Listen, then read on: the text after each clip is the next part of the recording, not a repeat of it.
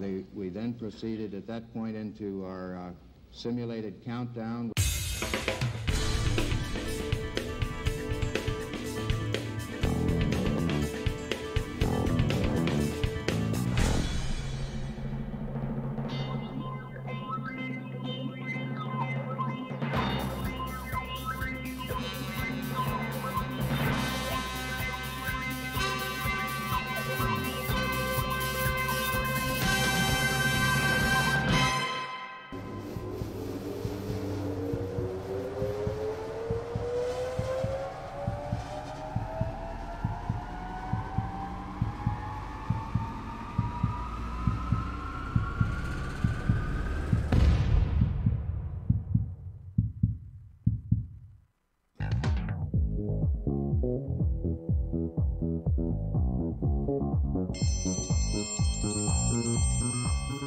Lunchtime, kids! All right! Hello, friends. It's lunchtime. Welcome to another Monday edition of the Lunch Break. It's Slim Pickens here today. Most people are gone or out. It's only two of us holding down the fort today. I'm Matt. Zach's in the booth. Yes. Anna is stuck somewhere. Normally she would be seated hereabouts. Yeah. But she is off taking care of actual work while we sit here and play for an hour. Stop that. I mean, we do important work for an hour. It's true. How was your weekend? It was okay. A sister came down and visited from Colorado, Aurora, because some people have asked. Speaking of that, I was talking to Christine about this over the weekend. Out of all the quirky things I do socially, I get oddly irked whenever somebody asks where you're from, like in small talk, talking to a stranger or some potential client or somebody at a networking. Somebody, odds are you'll never see or meet again in your life, right? This one-time little small talk exchange, almost like chatting with somebody on the elevator. When I'm talking to somebody like that and they say, "Where are you from?" and I go, "Oh, Houston." They go, "Oh, which part?" I hate that. Stop. That's medium talk. You don't need to know which part. You don't need to know which part. Don't act like you know because you're where I'm not actually from Houston. No. Of course not. That's the other part of it. Yeah, I'm throwing you the casual small talk. Yeah, I'm from around this area. Yeah. And that happened that's happened a couple times with my sister. I'll say, "Oh yeah, my sister came down from Colorado." And there's people say, "Oh, which part?" What does it matter? What does it matter which part? That area of the nation, it's fine. We get it the worst with, I think, Anna, if I'm going to speak for her over there in seat 2. Uh-huh. When she says, "Oh, I'm from Portugal," and people go, "Oh, where in Portugal?" Like you know. Yeah, you visited once. Yeah, like one time you were in Spain or something because you're the kind of person that's cushy enough to fly around the world and visit somewhere fancy like Portugal, and you were there once. She grew up there, for God's sake. Yeah. Don't act like you can relate on the level she can. You're not about that. She is very likely from someplace you have never ever heard of in your life. Of course. And you'll say, "Oh, which part?" and she'll say it, and I can't even remember right now. I can't remember the name of her town, and I'm sorry, Anna. But I can't. But she would say it, and people will go, like that, like they knew. Of course that's where you were from. I had you pegged long ago. It is almost a guaranteed dead end in a conversation. I don't get why people try to jump down that rabbit hole. It's not worth it. You're better off going have any pets, or is your family there? That's much more small talk. Don't jump the gun here. When I lived out of state, I would go 4 levels deep on that conversation because people would ask where I was from, and I would say Texas, and they'd say, "Oh yeah, which part?" I'm like, "Well, the Dallas area, North Texas." Yeah. And "Oh really, where in the Dallas?" because they would start to act like they had some sort of knowledge about the area. I mean, these people are from Long Island or something like that. Yeah. They've never been to Dallas in their life, but they'll say, "Oh okay, yeah, where there?" and I'm like, "Well actually closer to Fort Worth." I'm like, "Oh okay," and then eventually we drill down. I'm like, "I'm from a little town that you have literally never heard of in your life. You could not find it on a map. It probably doesn't exist on some map that you've looked at." Yeah. But we have to go through all the steps of this process where we go. You couldn't be satisfied with me at least saying I was from North Texas. We have to narrow this down even farther. I'll never. I don't know what that is. People just struggling to come up with the topic, or they just kind of fall down that wormhole. I guess it doesn't take you anywhere. It doesn't work. It's inefficient. Would you like for me to tell you what street I'm from as well? What the gas station I frequented when I was living there? How was your weekend, Matt? What were you up to? Good. We had a couple of Christmas parties to go to. Yeah. One of them was our neighbor's Christmas party, which has turned. I mean, nothing against our neighbors at all, but it has a lot of. They have a young child, below 2 years old. Okay, yeah. And so a lot of their friend group is people with young children. So that was the group there. We had a fun time. We brought the puppy over, and she ran around. And, oh, there you go. And so we had something to contribute to this as well. You had a small life form to donate to this social party. So let me ask you this about I'm going way off topic here, but I'm curious about this party faux pas. Okay. So it was sort of a potluck thing, right? And it was brunch-ish. I think it started at 10, which a Christmas party starting at 10 o'clock, but. There you go. But it was a.m. You mean, of course. Yes, right? Yeah, yes, 10 a.m. Yeah. So the idea was breakfasty food. Somebody brought some homemade cinnamon rolls and breakfast tacos, things like that. Somebody brought a quiche, I'm sure. There was something like that. I don't think there was exactly a quiche, but there was something like that. Yeah. And then the general holiday desserts, cookies, gingerbread cookies, things of that nature. Okay, yeah, sure. So we were tasked with making like well, they're not technically called kolaches, but people colloquially call them kolaches. It's just sausage rolls, basically. Yeah. So we were tasked with that, and we started looking at like the numbers of people, because you're talking about a group of 30-ish people that would probably come and go across the several hours of this party. And we were like, well, do we want to make this, or do we want to just go and buy a bunch of sausage rolls? Ooh. And that's the route we went down, because we started doing the math, and it was like, well, one, we were going to have to get up at 5 o'clock in the morning to start making these things. Uh-huh. And two, it was going to be a similar cost to buy all the component ingredients and make homemade sausage rolls versus going to a very good donut shop that has delicious sausage rolls. And I just went there at 8 a.m. and I said, hey, in a couple of hours, I'm going to come pick up 30 of these things. Is that cool? And they were like, yeah, absolutely. Yeah. So that's the route we went to. And I don't think anybody was disappointed. People were loving them. But I'm wondering, like, did we fall back, or did we not live up to our end of the bargain by not bringing something homemade? The pinnacle, and I don't know why I find this to be like the linchpin to this whole deal. Okay. Did you replate, or did you bring them in like the generic white box? Oh no, we replated. Okay, well then I'd say you're good then. Yeah. What's the difference? Like, it's all fine. Yeah, I didn't roll in with the box with the stamp. Yeah. Southern Made Donuts. Shout out to Southern Made Donuts on Garland Road. It's pretty good. No, I didn't do that. We threw the boxes away, put it in a big kind of what you might hold a macaroni salad in or something like that, like a big bowl, big ceramic bowl. Okay. Covered that with some napkins or some cloth to keep them warm. Yeah. And brought that over. Uh-huh. Now we also made separately a vegan version, which my wife did make homemade. Oh wow. Which was like spinach and mushroom or something like that. It's good stuff. I don't know. I didn't try it because I'm not about that life. I'm gonna eat the sausage roll, but sure. I think there was a brief moment of guilt, but then I was like, man, if I can get out of this thing for similar price, and all I have to do is go to the donut shop, I'm gonna do that. And I don't feel bad about it, but I'm not really sure how others took it. I think I'm falling in line with Christine in the comments, who said you contributed food and that's all that matters. Ultimately, yeah, if you brought something, you brought enough for everybody, and everybody seemed to enjoy it. What's the problem, right? Like, what's the deal? At least that's me. I don't know if that's like millennial thinking or whatever, but I mean, ultimately, yeah, I would imagine that donut. I mean, I don't know. Hear me out. And I certainly can't speak for the vegan rolls, which I'm sure were delicious. Yeah. I would imagine that donut shop that has like a storied history of making donuts, obviously, a sausage roll recipe that's been passed down through generations. Of course. Yeah. Why not?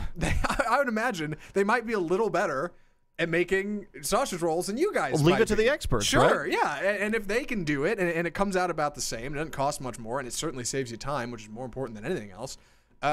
Yeah, why not? I was right? supporting small business. That's what you were doing. It was a small business Saturday for me. You were, yeah, right. You were doing your due diligence and contributing to this great economy that keeps this country spinning. All right, like that's moving. Sorry, spinning. That's a good thing. I mean, that's what the Christmas season's all about, right? That's what buying gifts really is.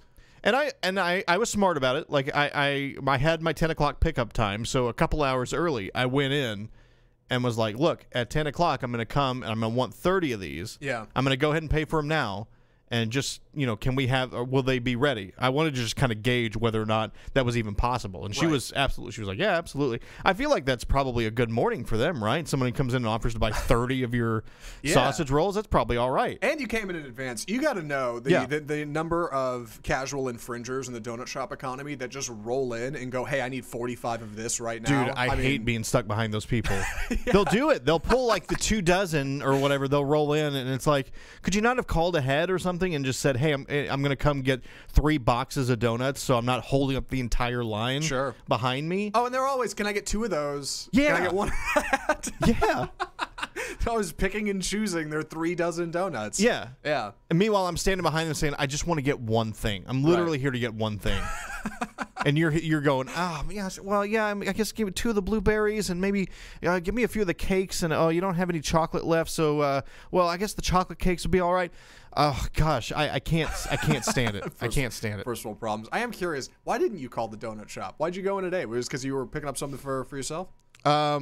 Well, I did grab a little something, but honestly, I was worried about a language problem. Or really, like, that was really it. Like, if we're going to be honest about this, I was worried about calling up and having there being some sort of missed in translation thing happen. That's very reasonable. That's not outside the realm of possibility. So, and I'm not insulting them. I mean, they speak English just fine, but I know when the phone gets involved, like, things get lost. Sure. So I just decided to go in person and say, I want 30 of those. Yeah. And she was like, yeah, I got it. Yeah. So yeah, I figured, and yeah, I was like, well, if I'm in here, I'm going to go ahead and pick up something for myself. Right. That's I hate to say that was my first assumption, but that's exactly where I'd be. If Christine was like, hey, go make sure you get a hold of the donut shop a couple hours before. I'm just gonna go up there. Yeah, totally. Yeah. Like, on a $40 order, I'm going to slip in something on my own. Yeah. Let's talk about stupid names. Yes, let's. This story blew up over the weekend, and I love it. I love everything about it. So this comes to us from Facebook. It was shared on Reddit, and then a bunch of other places picked it up, where there was a woman who is having a baby, and they were going to have a baby shower. And she, unfortunately, had to cancel her baby shower because people were so mean to her and to her unborn child. Now, that sounds terrible, right? I shouldn't laugh. I really shouldn't. But just the setup for whatever this punchline is, which I don't know, is fantastic already. Had to cancel. Yeah. Had to happen. There was a group, and there was a group on Facebook for this baby shower. She sends a message. I don't have the woman's name, unfortunately, which part of it has never been listed in any of these stories that I see. So you'll see what I mean by I'm really curious where, like, what her name is. Yeah. So this is to the members of the baby shower. It says, "Dear members of the Squire Sebastian Senator baby shower." That is the child's name, Squire Sebastian Senator. Triple S. Yeah. Which is why I want to know her name. Like, is her last name Senator, or is that like 2 middle names going on here? It sounds like it was chosen by the way this is written. And I'm just going to read this Facebook post, and we can. Please. There is some foul language in here. I'll do my best to censor it. I hope nothing slips through. All right. It says, "Dear members of the Squire Sebastian Senator baby shower, I have a really important announcement to make. It brings me pain to have to tell you this, but I am canceling the event. I will text you soon if you are invited to my smaller, more inclusive party. At least here, no one will judge me. Why? Why am I doing this? Because y'all have been talking S about my unborn baby, an unborn child.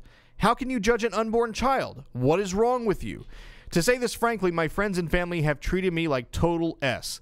They've spread rumors and lies about my child. No, I am not crazy. No, I am not mentally unstable. No, I was not drunk when I named my child. His name is Squire Sebastian Senator. That is that. You cannot force me to change his name. This is the name I was meant to give him. No, that is not his full name. Squire Sebastian Senator. Oh, I'm sorry. I missed this part. Squire Sebastian Senator is only his first name. That is how it will be. He will not be allowed to have a nickname. He is to be called by his full and complete first name. I never knew my family could be so judgmental. We come from a long-lasting family of both squires, and senators. If you look back in our family tree, the survival of this clan is literally rooted in squiredom. We are all related to senators, too. This name conveys power. It conveys wealth. It conveys success. My baby's name will be a revolution. It will push people to question everything. Why name your baby boring, overused names like Joshua, Brian, Sam, Nick, Mark, Bella, Marina, etc., when you can name it something special? Squire Sebastian Senator will live a powerful, wholesome life. His confidence will not diminish simply because of his name. His name is out of the ordinary. Instead, he will be extraordinary. F you all, fake-ass family. You won't get to be a part of my baby's life, and it's all because you had to judge him. Now, that's a lot to process. Oh, my God. That is a lot to process. Wow. I want to start with the fact that I don't even know where to start, but the fact that his full first name is Squire Sebastian Senator, and he will not be allowed to have a nickname.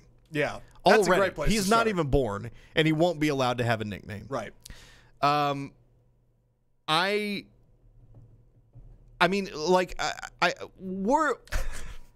have a real problem. We had a story. We had a story last week about a woman who was upset because an airline employee was insulting her child's name, which was ABCDE. And I don't know how that was. Did that actually make it on the show? That didn't make it on the show. No, it was in the prep, and I saved it there. But she was upset with this airline for ridiculing her child's name as ABCDE. Right. This is I think a similar situation, although the child is not around to hear it. But yeah, I don't. Are you?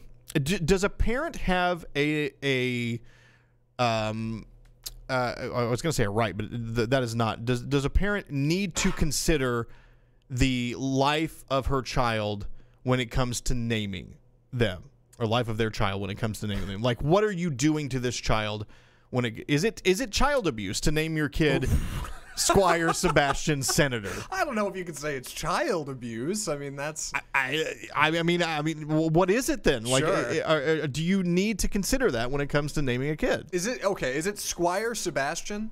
Squire's first? Yes, it's Squire Sebastian Senator. All right. Man, are there spaces? Yeah, there are. Is that a thing? Okay. There are. So that's the. She is insane, right? That's. I mean, look, like there are so many things here that say that is her redirecting like what the actual problem here is, saying that these people were criticizing an unborn child. Like, how dare they criticize an unborn child? Really, what they're doing is criticizing you, Right. for naming your kid something so stupid. Sebastian is a fine name. I think if you wanted to do Sebastian Senator, whatever, or Sebastian Squire, whatever, I mean, like, I think there are ways to make that work. Yeah, credit where it's due. Squire, not a bad middle name. No, can I take think that's that. kinda cool. Sebastian Squire, whatever. Oh, Yeah. yeah, maybe, sure.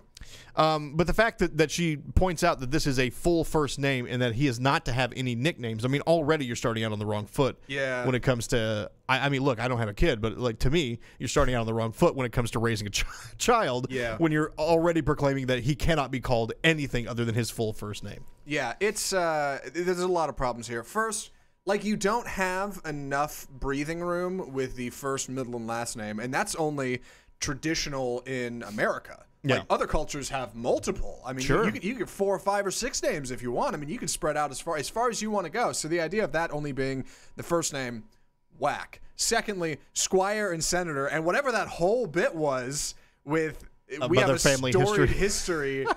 Yeah, that's where I really thought you were nuts. If you had just left the bit off at the beginning and you'd been okay, and you hadn't gone into why, well, here's why this is canceled. Like, it wouldn't have been that big of a deal. That's what got this posted. That's why this blew up. Yeah. And ultimately, man, you're absolutely right. We're not judging the kid at all. The kid's not even here to judge yet. Like, we're judging the mom. That's what that is. And that's the mom is very, frankly, I mean, you gotta say she's selfish at this point, right? Oh, I think Have so. to be. Absolutely. It's absolutely selfish, and to me, it's this paragraph here about my baby's name will be a revolution, right? Like, she is starting a revolution by naming one kid Squire Sebastian Senator. Right. And it will push people to question everything. Uh-huh. I really think you're overvaluing like what your contribution to society is if you're saying simply naming this kid, who will, I'm sure the second he moves out of his parents' home, he's gonna just be like, just call me Sebastian, or just call me S, or like, I don't know, you know. I'd take 10-to-1 odds that kid never moves out of his parents' home. Well, that's an interesting argument. You're assuming a robust, nurtured upbringing in order for that kid to grow up normal, and based on where we're starting, man, I don't know. Like that's a reach. Yeah. I don't. I mean, there's not much to say other than just to present you that story. You talk about being born under a bad sign. Like, what are you doing? Like, you're giving your kid just a real tough start. I mean, if that kid Googles his revolutionary name, he's gonna come up with this story, right? Like, that's a bunch of people thing. making fun of his mom. Yeah. But yeah, I do think you have a responsibility to your kid to at least. I mean, look, you know, if you want to name them something that you think conveys some sort of power or has some sort of historical meaning or even meaning to your family, I don't know that it's meaningful to say that we are related to both squires and senators. That's just like a really odd thing to pluck out of your Ancestry.com family tree. Sure. Like that meant something to you. You know, you looked at that and be like, oh, wow. And I don't. Maybe I'm misunderstanding like what the historical role of the squire was, but to me that was like a servant to a knight, right? Like that's what that was. So is it supposed to be like the balance, right? We were both servants and senators, or I don't really know. Well, I mean, senators aren't exactly the top of the totem pole. Well, yeah, either, I'm not really sure like what that. And I mentioned that I pulled up this other story just in relation to that. Yeah. Which was the top dog names of 2018. And I'm just gonna roll through a few of these and like hopefully make a point by comparison. Oh no. The top male dog names of 2018. You've got Max, Charlie, Jack, Duke, Tucker. Very classic. Oliver. Yeah. Top 10 or top female dog names of 2018. Bella, Lucy, Luna, Daisy, Lola, Sadie, Molly, Bailey, Maggie, Stella. Now I want to just see if you can understand what I'm trying to make here. We do a better job of naming dogs than we do of naming children, because we can give a dog a name like Max, and that's the most popular dog name. Right. Yet Squire Sebastian Senator's rolling around out there as a revolution in human naming. I don't know. Like like we put more thought into naming a dog than we do a child, or less thought, I guess. Yeah. Or like you're not trying to change the world with your dog's name. My dog's name will be a revolution and question. You don't have to name your dog Max anymore. That's not going to change the world. I would bet, honestly, I'd be willing to put money on this. I would bet out of every dog that is out there in the whole world, right? I'll bet one of them has a name that has two of those three terms, Squire Sebastian Senator, in them. 100%. Guaranteed. 100%. I mean, yeah. I don't know if I could thread the needle and say there's a dog out there named Squire Sebastian Senator. Maybe after this there is. Somebody make it happen. I mean, who knows? But like, it's not that big of a deal. But like, a dog, one, has a slightly shorter lifespan, and two, is there to love and be loved, and that's a dog. Like, a dog doesn't have to go out and get a job. Like, a dog doesn't have to get bullied by peers in school. You know, like a dog doesn't have to do all of that. Dude, yeah. Think about. Again, you mentioned Googling his name. Yeah. You think that kids in that school aren't going to figure out who this kid is? Right? He goes to middle school, and kids aren't going to be like, well, I looked him up, and looks like his mom has been roasted on the internet for years because of his stupid name. Yep. You think that's not going to get posted somewhere? Her Facebook post is going to be printed out and posted on his locker? 100% that's going to happen. It's bad. Yeah. Yeah. I'm not saying that's a great thing to do. I'm just saying that'd be a clever thing for a kid to do. Okay. Someone ought to do that. Let's briefly, before we explain how to bully people in school. Yeah, okay. let's look at the other side of the fence here, all right? Because we've had people join us in the comments before, not on this show, unfortunately, but we've had people join us in the comments before and defend this and say, no, damn it, you can name your kid whatever you want because it's your child and they're a part of you, and that should be completely okay, right? Mm-hmm. Help me see the devil's advocate side of this. What's the logic behind that argument? Because I mean, I don't have a kid, and I shouldn't don't look at know. it this way, but I don't see that side of it. I'm like, that just seems crazy illogical to me. I don't know. I don't either. And again, I'm like, not having a kid, maybe I don't really understand it, but I do try to look at this from the child's perspective. In that, like, again, more power to you if you have an interesting name or a family name that you think is meaningful. I think so. Right. I also think legally there should be one free name change when you turn 18. Ooh. You know, like come on, you get one crack at saying, look, I don't like the name that my parents, you know, you're whatever, all the legal issues aside, I think 18 seems to be the right age, because that's when you're technically free from the yoke of your parents. Sure. So, you know, you turn 18, you get to move out, and you get one free name change if you choose to take it. Maybe there's a 5-year grace period there, so you can't come back later on. But, you know, you say, I'm starting out my life. I really don't like this name that I've been given. Let me switch it for free, and then after that I have to pay. I mean, they let you do that with gamer tags. Why can't you do that with your real name? I can do that on the internet. Yeah. Why can't I do it in real life? That's compelling. I do To me, that worry makes sense. there would be a lot of 18-year-old kids who would rush out and be like, "F my parents, I'm changing my name to something," you know. Yeah, I'm sure it would get abused, and maybe you have to, I don't know, make a case for it or something like that. But that's arguably somebody going and changing their own name, even if they don't know it's against their better judgment. That is arguably more logical than giving your kid a name like Squire Sebastian Senator and expecting them to turn out okay and society to understand. You know what I mean? Like, that's putting your problem on somebody else. Like, at least if you're 18 and you go change your own name to something stupid, like, well, you did it yourself. You made your bed. You learned a lesson there, maybe. Yeah, you maybe learned something about yourself and how the world works, and like ultimately that might be good for you. Yeah. Starting off on the Triple S, man, that's rough. I feel bad for young Squire Sebastian Senator. I'd love to know what happens as this continues, if she does back down. This doesn't strike me as the kind of person who would back down from this name, but you never know. The amount of internet outrage, not that I think is a good thing. I don't think this woman needs to be harassed online. No, yeah. I wouldn't push for that. I mean, I think it's worth talking about, but keep it cool otherwise. Yeah.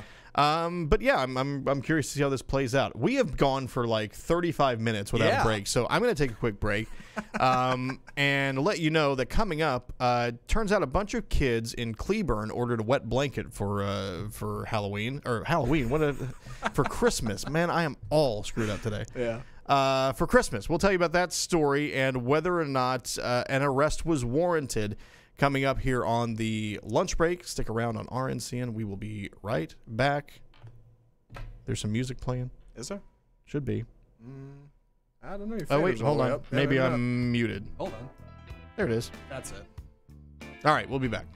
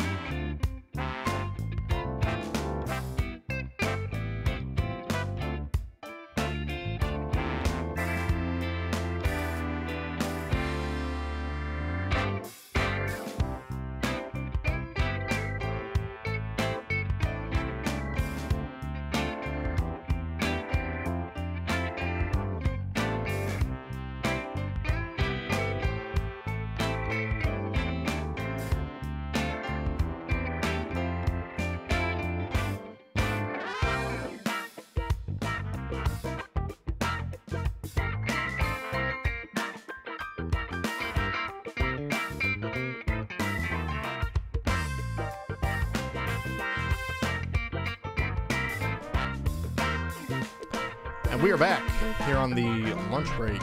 Thank you for sticking with us through that break and that nice music.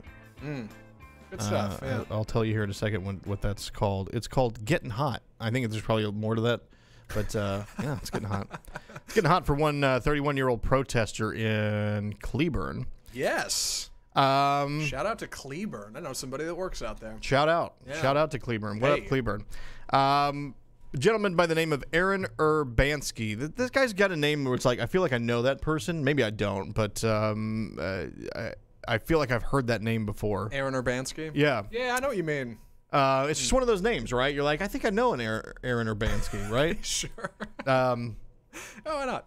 I feel like I would know if I know this guy because he sounds like someone who has a very single-minded purpose in life. Right. So there was a church service going on in Cleburne, and they were hosting a breakfast with Santa Claus. So kids could come and see Santa and come to the church and see Santa. Well, a group of protesters set up outside the church in Cleburne, and I don't have the name of the church. It just says probably North Texas kept Church. Anonymous for Maybe, don't want people yeah. to harangue him or anything. But so 3 people, Aaron and I assume 2 others, were demonstrating outside this church and telling children that Santa wasn't real as they were coming in. Just hanging out, telling children Santa's not real. And this gentleman refused to leave. He was asked to leave the premises. He refused to leave, caused a disturbance, and was charged with criminal trespass and has been booked into the Johnson County Law Enforcement Center. So he's in the county jail. The Cleburne mayor on Facebook said, don't mess with Santa, capitalized like don't mess with Texas. So staying on brand there. And also said, I guess they wanted coal in their stockings. There you go. That's the clever thing that a Cleburne mayor would say when it comes to this event. Right. So, obviously he was arrested for not leaving when he was asked to leave. But I'm curious what you feel about the aggressive demonstration against Santa Claus. Obviously, I won't say obviously anything. Like, I'm curious how you feel about this. Sure. See, this is an interesting place to be. Okay. Right? Because I think it's important to be honest on a show like this. And I think if anybody's going to stand outside of a house of God and tell bold untruths, if you know what I mean. Sure. One, there's worse figures you could tell kids aren't real in front of a church. Right. If that comes through, I think it will. So for what it's worth, I at the same time, I don't want to necessarily defend that. Man, what does your deal have to be? When you're like, you wake up on a crisp Sunday morning in December in little Cleburne, Texas, little old Cleburne, and think to yourself, you know what I'm going to do today? Here's my purpose I'm in going life. to ruin some lives, from kids whose lives aren't even that big yet, but think of this wonderful figure who we all know and love. What is that? Like, what do you think? I'm with you in the sense that this is an odd hill to die on, right? This is and I've never really understood. Look here, I'm gonna compare it to myself a little bit here. All right, I'm a professional wrestling fan. You are. A number of times I've run into people who think they're gonna get me by telling me that wrestling is fake. And I've dealt with that for a while now, but I've never really understood why they care so much to want to try to convince me that the thing that I enjoy is not worth enjoying because of it's not real. Yeah, it's not technically real.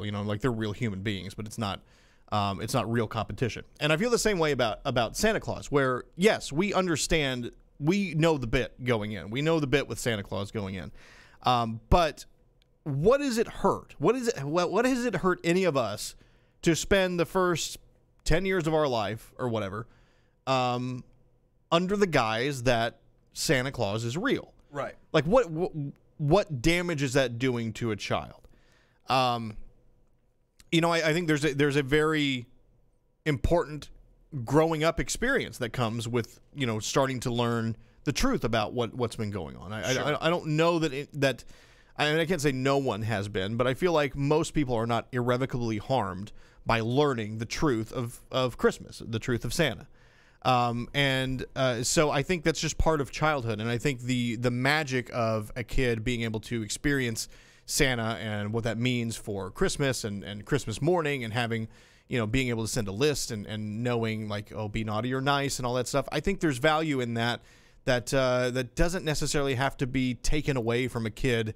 And it certainly doesn't need to be taken away by some random dude and his couple of cohorts that feel the need to stand outside of a church, right? Like, that's not your call to make. Right. I understand that's not what protesting is about, and I understand, like, if you care about something, but it just seems weird to me that this is the thing that you care so deeply about. I would love for them to put their effort into something that I think matters. This is a bit of a bird welcome story here, but I remember when I was a kid, and I was in my church youth group or whatever. We went and visited another church. It was a Indian kind of church. I don't know exactly what the colloquial term is to refer to it, but they had a whole different set of beliefs, a whole different set of deities. And while I guess the whole point of the exercise was not necessarily to indoctrinate anybody or convince somebody that one person's right, another person's wrong, but to understand that ultimately, like, a church doesn't necessarily have to be about following a specific guideline in a wider sense. It can be about instilling a set of morals. Like, that's important. And ultimately, when you come down to the big man in the North Pole, that's more what it's about, and societally, I think we understand that, which is why we perpetuate this. Because on the one hand, you want to tell your kids, hey, you shouldn't tell lies. On the other hand, maybe a white lie is okay every once in a while. Maybe it's better. And kids, like, they figure it out. Of course they do. There's always that one kid at school who runs in December and tells everybody, hey, it's totally not legit, and then they go back and forth, and that's a whole thing. And coming from a kid, other kids can either write that off or they can believe it. And that, you're right, that helps them build up some kind of sense of, what is true and what isn't, and help start to question reality. And that's a good thing, ultimately. And that comes at an important time in a kid's life. It's a good lesson to learn, either way, whether you believe it or you don't. When an adult tells them that, it's a little more frightening. Yeah, like it's a little bit scarier because it's like, oh wait, hold on. Yeah, this is they're supposed to know what's up. Like, why would they say that if it wasn't true? You're going to church where things are usually very safe and comfortable. It's pretty messed up, man. Like, you gotta be a special kind of person to shout that at a bunch of kids. Like, that's a special kind of person. My gosh. And Christine pointed out in the comments, I don't know if she looked it up or what, but she said technically the arrest wasn't just that, of course. There was noise complaints, disturbing the peace, not protesting properly. Like, there's a handful of I'm not advocating at all that someone needs to be locked up because of telling someone Santa's not real. I am. As big of a dirtbag move as that is, I'm not advocating that. If he was asked to leave and he was making a big disturbance, then that seems more warranted than simply saying, hey, you're kind of out here being an a-hole. Yeah. Yeah, I'll never it's just something that maybe I'm wired differently. Obviously, everybody's wired differently, and it's not something that I'm ever going to be feel so strongly about that someone needs to know. Now, I do question sometimes when a child has gotten, obviously it's arbitrary and it's different for every kid, but when a child has gotten to an age where you feel like they should probably know by now that what's up, and they don't. And do you feel at that point that you should still let the kid figure it out, or do you as a parent need to step in and be like, okay, this has gone on for long enough. Oh man, you're 11 now, you're 12, and you're still sending Santa lists. You've ignored all the things that you've seen up until now. Do you think that there's a responsibility of the parent to say, look, here, the jig is up? Well, there doesn't have to be. Let me explain. Mm-hmm. My parents still perpetuate the Santa Claus thing. Oh, really? Yes. And as a fun thing, I assume, but... Exactly. Yeah. That's exactly it. At some point, I figured it out, and they're teachers. Like, of course they know I figured it out. Yeah. And, oh, my God, Anna's back. Oh, she snuck in. Anna, how's it going? Are you going to join us on the show? No? Okay, you got to work on stuff? Okay. Not to stick you in the middle of the... Man, sorry, I just, looked back in my frame and was, oh, my God, Anna's there. Okay, yeah. Anyway, obviously at some point I figured it out. Yeah. And that's okay. And, somewhere along the way, they figured out that I figured it out. And it turned into less of a, there she is. Anna, how's it going? Good to see you. I know she can't hear me. Now she can. Yeah, Anna, how's it going? You look so... I need to turn your mic on and pull that up. There it is. Perhaps. Yeah, there we go. Hello, everyone. Yeah, hey. All good. Just cracking and moving. It's a Monday, but it's intense, y'all. It's funny. Staying busy. You could have come in and sat down, but instead you chose to come sit in here, and I just drove you right back out. Get in the studio.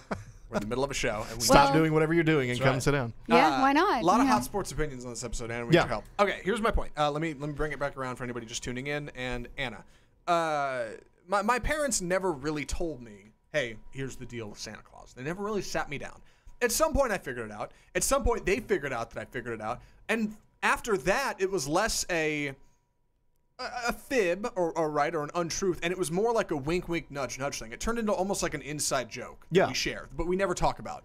And in a way, like, that's maturing. That's turning into maturity in a different way, but is arguably just as valuable. They never had to have a birds and bees conversation with you about Santa, right? Yeah. It was just like, we know. You know, when I think about it, I think my family kind of did the same thing, because I don't know that we ever had a conversation about it, but the way we did it in our house was there was a couple of family gifts, which were wrapped and were under the tree. Sure. Leading up to Christmas. And then there were Santa gifts, which were a couple that were unwrapped and would be there on Christmas morning. So like you get to go, you'd go to the tree and you'd see, oh, here's the unwrapped stuff, and then there'd be some other things, and but you'd get that immediate sense of it's Christmas and here's something cool. Yeah. And I think up until probably when I moved out for college, we still did that. Or my parents still did that. Yeah. Really? Yeah, they still. No, it was like, it's Santa gifts, but it was like, here's a couple that are still going to be unwrapped, or here's your stocking. Yeah. Which was, never said, mom and dad are filling your stocking. Stocking was filled by Santa Claus when I was growing up. So there would still be things in my stocking that it was never explicitly stated, oh, this is coming from mom and dad, even though I knew it. It was kind of like, you've got a couple Santa gifts. It's not like Halloween, where at some point you're too old and you stop going trick-or-treating. Like, you can still perpetuate it, but it's more of like a fun inside joke kind of thing now. Like, it evolves in a way. It doesn't the fun doesn't have to just stop. It just changes, and that's okay, I think. I don't think we've ever really talked about Christmas traditions when you were growing up. Was there? Was it? I guess I should ask first. Did you celebrate and everything? We celebrate Christmas now. When did you learn that Santa Claus, Père Noël, or I don't know what they call it in Portugal? Well, it's Father Christmas. Okay, that's the literal translation. Okay. So first off, to start as disclaimer, I don't remember when I learned that Santa Claus wasn't real. Mm-hmm. I don't remember, but hey, I don't remember what I ate 3 days ago. That's so fair. Hey, I remember. Yes, we had the Santa dropped us presents and stuff like that. Now, we used to celebrate. We celebrated in Portugal. You celebrate on the 24th. You get presents on the 24th, and in the UK is on the 25th. So it's kind of like the 24th, huh? Right. Well, Christmas Eve and action. in Spain, you don't get gifts at all. You just get it in the wisdom, the three, the ones that went there to drop. The wise men? The wise men, thank you. Yes. The wise men give you gifts on the 6th of January or 7th of January. Oh, really? Yeah. So each country is different. So Christmas in Spain is really about family. You don't exchange gifts. But on the 6th or 7th. So in Portugal, yes, you have like that family. My parents would always make us wait until like midnight or 11. There was a year, I think, for whatever reason, we went to bed fairly early, and then we had the gifts on the 25th, on the morning of the 25th. I guess my parents were trying to shake things up a bit. So how did Santa Claus then play into that? If you're giving gifts on the 24th, because a big part of it is you go to sleep, and while you're asleep, things happen, and then you wake up, and Santa has come. So how does that play out if you're awake? So it's a whole production. It normally involves a family member leaving to do something, air quotes, and then they leave for maybe 30 minutes or whatever, and then you start hearing the bell, and so the Santa actually gives you the presents, the gifts. So someone comes in? Yes, someone dresses up as Santa, and they give you the gifts. They would call you, and they would make some random comments. I had a cousin who would put a whole production, throughout the year. He would prepare jokes. He would prepare a speech. He would do this whole thing. Well, Father Christmas screams commitment. So. Oh, Well, yeah. that sounds You awesome, did. though, right? Yeah. Like that sounds like kind of a cool Yeah, tradition. it is cool. Yeah. Yeah. And that's how most families would Yeah. do that. Yeah. Is that someone? I feel like you would catch on a lot earlier then, because you'd be Yes. like that. But then Dad's never in the same room as Santa Claus. Right, He's always like coming back from the garage, be like, "Oh, did I miss Santa?" He's the Bruce Wayne of Christmas. Exactly. So normally when you find out, normally it says, "Oh, Santa couldn't come, but your cousin or your dad or whatever yeah. covered up." And like he's not really Santa, but he's just making sure that you get your gift, stuff like that. So that's what happens. So I want to leave with one last story here, and I feel like this is look. I don't want to shame people who, like when times are lean, you maybe don't have the ability to give as nice of a gift as you want. That is not how this is being portrayed, and I think this is the cheapest cop out for a Christmas gift that I've heard of. Uh-oh. Not quite as bad as the scratch off lottery ticket, but up there. Have we talked about the scratch off on this show? I think so. Yes. I think we have. Scratch off We gift. did. Okay. Yeah. So this is called the Adventure Box. This was a grandmother named Darlene Waller is being credited as coming up with this. I assume she didn't, but she has this thing that she gives out called the Adventure Box. She has a couple of grandsons called 11 and 9 years old, and on Christmas morning, they unwrapped a chest that was filled with envelopes and a note explaining she was giving them family adventures for their Christmas presents. Each boy got 12 envelopes, and they were labeled with the month on them, right? So Sure. January through December. And they were instructed that they were not to open any of the envelopes until the first day of that month. And then inside of them, it would be some sort of activity. So they could go, it was bowling or movies or laser tag or go to a baseball game. Now, they say here that the kids loved it, and their parents did too. But I ask you, is this a bit of a cop-out when it comes to is that a phrase that you're familiar with? No. We'll say like a cheap Okay. a cheap replacement Right. for a gift. To me, this strikes me as like on Valentine's Day giving your girlfriend a bunch of love coupons, right? Like one free dishwashing, right? So Hey, I've gotten those and they rocked for a year. So easy, killer. Yeah. But let's be honest though, like you're giving your kids like, hey, at some point in March, I'm going to take you bowling. Stuff that I think if you were a family, you would probably do anyway, right? But you're giving them one free visit to go to the bowling alley. I don't know. Like I think it's a cool idea, but I feel like in place of something that maybe they needed or perhaps even wanted. To me, it feels a little like, oh, okay, I'll open this in September and see if we get to go to a baseball game then or something like that. It's so, okay, credit where it's due. It's very ambitious. It's saying every month of this year, we're going to go do something rad. Very ambitious. Okay. Like, you're assuming that in May or July or any of the other months, you're going to have the free time and the know-how and the willingness to want to go do those things, right? I appreciate that. But you're right. Like, at the same time, it's like, well, I mean, what if you open one of those things and it's a gift card, like $25 to the movies? Okay, great. We're going to the movies. Like, that's huge, Yeah. Like, it's got to be, you got to have some pretty outstanding things in those envelopes for that to be worth the time. I don't know. Like, maybe I don't, again, I always have to caveat this with saying I don't have kids, but I grew up in a family. And, like, Believe it or not. I feel like once a month we could pull together a family trip to the movies, right? Yeah. Or we could pull together like we would have something to do once a month. Obviously, this comes from a position of a certain amount of privilege, where we had the ability to do that stuff. But I don't think it's outlandish to think that you can put together some family time once a month, and to have to put it in the form of a coupon, so to speak. I don't know. Seems to me a little cheap. I don't know, Anna. What do you think? I like the idea. I want to say I like the idea. I like the it. idea because this is providing experiences rather than material gifts. Fair It's enough. very millennial of you. Right. And so I believe that this is a year commitment to your grandma, right? Yeah. I like it. I see nothing but positives.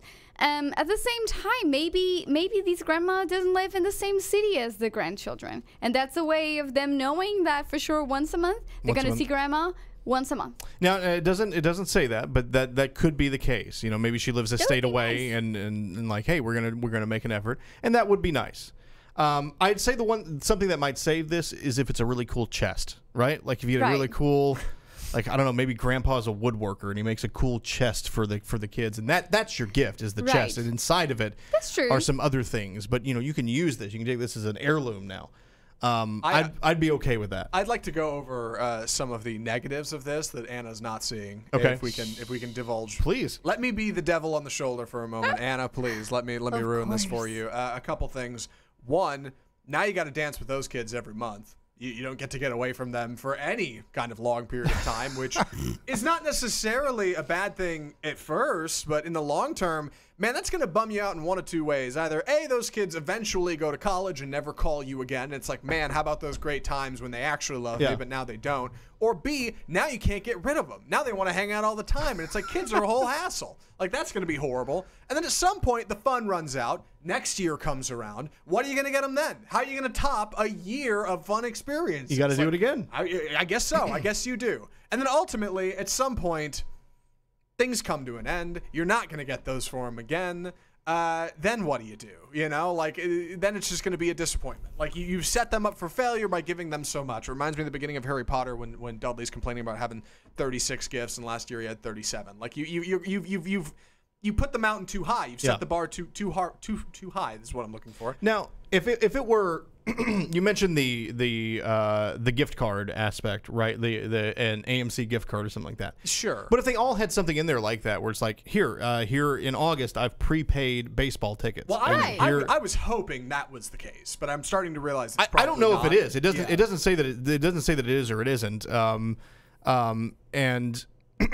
And so, like, in each envelope, it's like, okay, I went the extra mile in saying, here, we're gonna go play laser tag. I've already bought a gift certificate for the four of us to go play laser tag. It's in there. Yeah. Here's, again, a baseball game. Here's movies. Here's a bowling alley, and maybe there's one big trip in there where we, I don't know, go to Disney. I mean, Disney is ridiculous because Disney is incredibly expensive. But like maybe a theme park or something like that. Like we'll go a state away and go to a theme park. Yeah. And, like I could see that could be kind of a cool thing. But if it's just a vague promise of here we're maybe gonna go to the movies at some point in July, I don't know. Maybe that doesn't fly for me. I think you're right talking about the chest and the delivery system, right? The form in which this gift is given. Yeah. Because you're totally on the money with your envelopes. If you open up one of those envelopes towards the end of the year, September, and there's like, let's say a nuclear family, right? 2 parents, 2 kids, and the grandma, maybe grandpa too, we'll throw him in.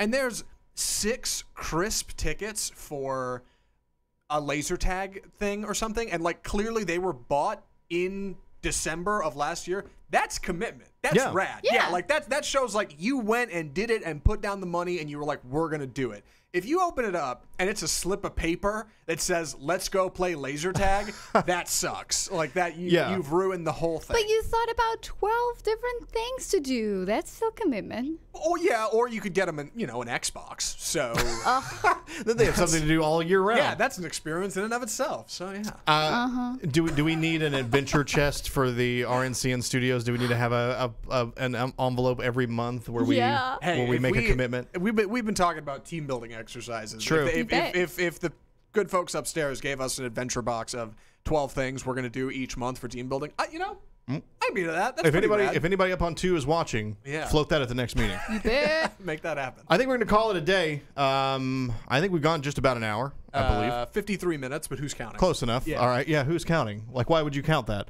We're going to go. Anna, I know you probably have some work to do. We have some stuff to chat about, I'm sure. But I appreciate you coming and sitting in for the last 10 or 15 minutes Always, of the show. y'all. We missed you today.